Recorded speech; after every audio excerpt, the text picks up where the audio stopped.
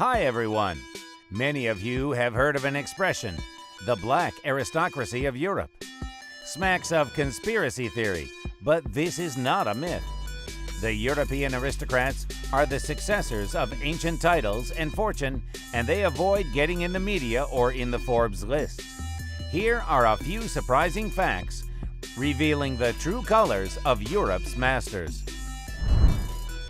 The last names of the richest people haven't changed for 600 years. Apennine economists conducted an unusual research. They screened data on Florentine taxpayers in 1427 in the repository in Florence and compared them with data of the year 2011. The scientists were surprised with the results, since almost 900 last names of the most wealthy taxpayers of the 15th century match those of the 21st one. You probably know that throughout all of the 20th century, writers were coming back to the subject of the aristocracy breakdown and falling of old money over and over again. They wrote poetry and novels about the devastation of noblemen. A modern European sees an aristocrat as an old weirdo, hardly heating a couple of rooms in the almost destroyed patrimonial castle with a leaking roof. Suddenly, it turned out that the noble aristocratic families got over all social cataclysms. Despite of the world wars and revolutions, they managed to keep and increase their large, uncountable fortune. The Cawdor dukes, mentioned by Shakespeare in Macbeth, keep living in the patrimonial castle. The German princes of Fürstenberg, originating in the 13th century, also live in the family residences such as castles and extremely expensive palaces. And the legendary dynasty of the Schwarzenberg owns the whole dozen of castles and palaces. Their most effective real estate is the huge palace in the Vienna city center. A third of all British land is owned by the black aristocracy. The Westminster Duke possesses a part of the well-known districts of London, such as Mayfair and Belgravia. The central part of the British capital, i.e. Cadogan Square, Sloane Street, and King's Road, belongs to the Cadogan Count. Baroness Howard de Walden owns Harley Street and the Marylebone High Street, which are the prestigious London streets. All premises located in these areas are leased for the biggest rent in the world.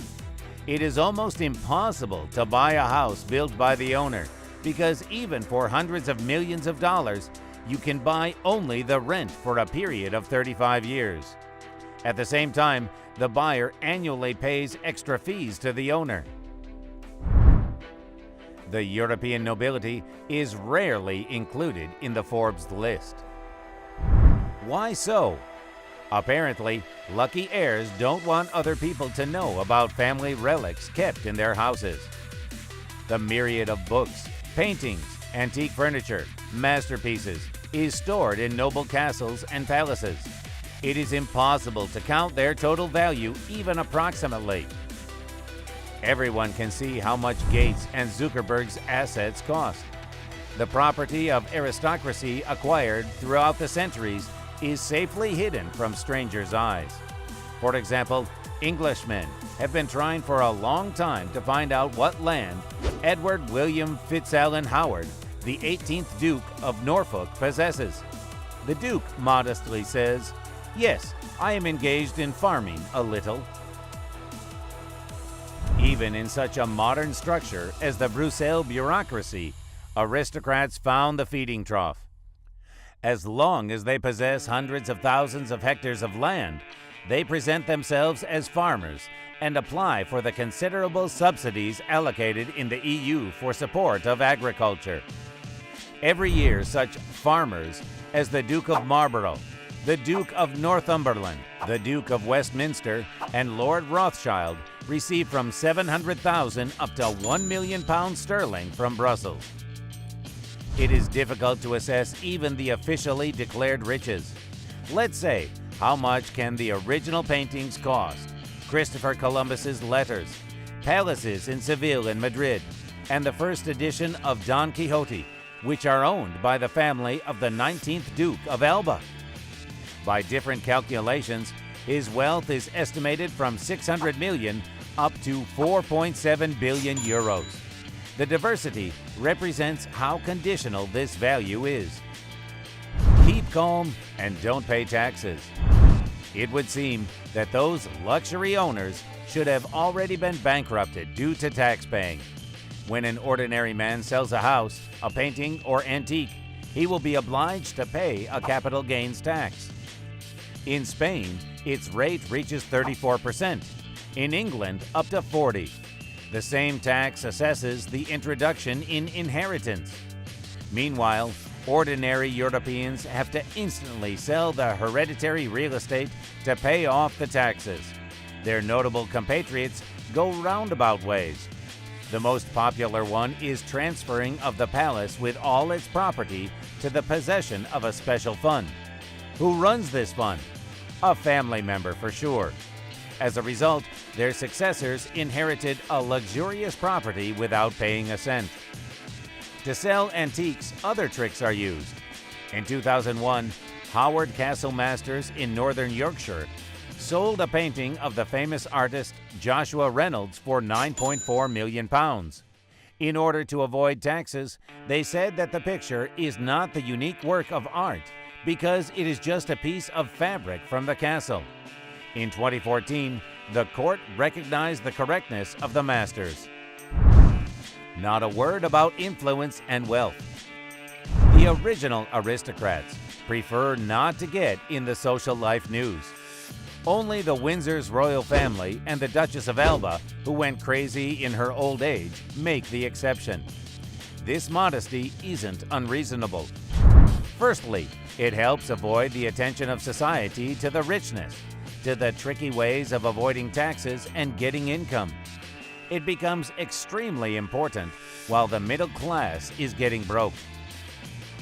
Secondly, the capitals of the aristocracy were almost always acquired in a criminal way.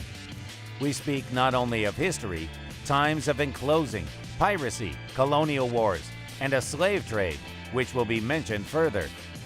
Throughout all of the 20th century, notable families survived and were enriched by cooperating with the most odious political regimes. Princes Borghese and Torlonia supported Benito Mussolini. The Duke of Alba officially presented Francisco Franco in London during the Second World War. Thyssen-Bornemis's baron profited from cooperation with the Third Reich, and his daughter, the Countess Margate, welcomed SS men in the castle and threw parties for them. The painting expropriated from Jews were included then in the well-known art collection of Thyssen-Bornemis. Well, that was the bloody 20th century. But maybe European aristocrats of earlier centuries were more noble. Let's take a closer look at England. English aristocracy and the global drug traffic. We have already mentioned some secrets of Britain in our videos, so let's remember one of them. The scheme of the British international drug trafficking, which was working for nearly 200 years, was quite simple, effective, and was carried out through the British East Indian Company. It monopolized industrial production of opium in Bengal, which was part of the British colony in India. Right there, superior quality opium was produced. The top officials of the British Empire, lords, peers, became members and shareholders of the company. That they were also who began to form a drug civilization in China, turning whole generations of Chinese into opium addicts. Each British monarch had been receiving huge benefits from the drug traffic since 1729. The East Indian Company delivered a big part of drugs to Europe by ships under the veil of tea. And today, income from international drug trafficking fits well into an aristocratic European common fund, mainly English. The Gold Triangle is a transit way of heroin raw from Asia to Europe. Laboratories by the coast of France are engaged in its processing and transformation into a ready-made product, for example. So, any large financial flow is not a prerogative of a mafia, cartels, and syndicates, but the mechanism of replenishment of family riches, which is successfully inbuilt in imperious elite on account of plebeians' lives, aristocrats, and money owners. Prince Charles controls the so-called Island Club, including 4,000 oligarchs from all Commonwealth countries, the Union of Britain and its former colonies. The Island Club is the financial and economic fist of the British monarchy, which can open or beat out many doors by knocking it. Moreover, 117 corporations whose headquarters are located in London are included into the list of 500 largest corporations of the world. The owners and the heads of almost all these corporations are the members of Peers' Chamber. Founders of the private printing press, the U.S. Federal Reserve, Warburg, Morgan, Rockefeller, and Rothschild are either British peers or bankers of the British peers. In Britain, only the lower house of Commons is elected. The upper one, which can cancel decisions of the lower one, is the House of Lords, and it is hereditary. It is known how grandfathers and great-grandfathers of today's lords began their enriching way. They were representatives of such noble professions as a racketeer, a robber, a smuggler, drug dealer, a weapon and slaves trader, a pirate. Venetian black aristocracy. Such English tradition also has roots. According to the political expert Lyndon LaRouche, Venice, with its model of oligarchical empire, practicing diplomacy, which is directed to sick the opponents on each other, also became the model that was borrowed by England and by the Netherlands. Later, it was supplemented with the Malthusian concept, which predicts inevitable overpopulation and justifies of entire nations in order to keep the resources for the elite countries. Summing up everything we've told you, we want to note that despite all life blows and generation renewal, aristocratic families of Europe keep prospering. Their riches is a shadow zone of the global economy, and their heritage rights and the secret power is the black side of the European democracy. As Walter Rethenau, the founder of General Electric, said in 1909, 300 people, all knowing each other, run the economic fate of Europe and choose their successors in the environment.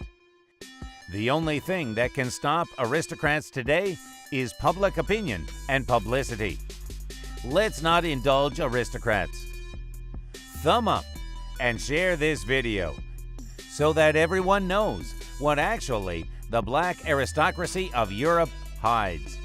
Also, don't forget that we have a lot of curious and important information ahead. See you soon on our channel.